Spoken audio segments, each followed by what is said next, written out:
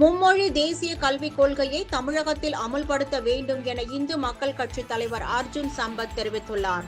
திண்டுக்கல்லில் நடைபெற்ற இந்து மக்கள் கட்சி நிர்வாகிகள் கூட்டத்தில் கலந்து கொண்ட அவர் பின்னர் செய்தியாளர்களுக்கு பேட்டி அளித்தார். அப்போது எதிர்க்கட்சிகள் கண்டன ஆர்ப்பாட்டங்கள் நடத்த தமிழக அரசு அனுமதி அளிப்பதில்லை என குற்றம் சாட்டினார். தமிழகத்தில் தேசிய கல்வி மும்மொழி கொள்கையை அமல்படுத்த இந்து மக்கள் கட்சி சார்பில் ஆளுநர் மற்றும் குடியரசுத் தலைவருக்கு தபால் அனுப்பும் நிகழ்ச்சி நடத்தப்படும் என்று கூறினார். மத்திய அரசின் தாய்மொழி தேசிய கல்விக் கொள்கை கொண்ட நவோதயா பள்ளிகளை தமிழ்நாட்டில் நிறுவ வேண்டும் என கேட்டுக்கொண்டார். வள்ளுவர், வள்ளலார் ஆகியோரை வைத்து திமுக அரசியல் செய்யக்கூடாது என்றார். திருப்பரங்குன்றம் மலையில் அங்கு ஆடு, சேவல் பலியிடுவதை தடுக்க வேண்டும் எனவும், மலை உச்சியில் உள்ள மசூதியை அகற்ற வேண்டும் எனவும் கூறினார். ஹிந்தி எதிர்ப்பு போராட்டத்தில் பேருந்து, ரயில் ஆகியவற்றை தாக்கியவர்களுக்கு மொழிப்போர் தியாகி என்று பெயரிட்டு அவர்களது குடும்பத்தினருக்கு ஓய்வூதியம் மற்றும் பண பயன்கள் வழங்கி வருவது கண்டனத்திற்குரியது என்றார்.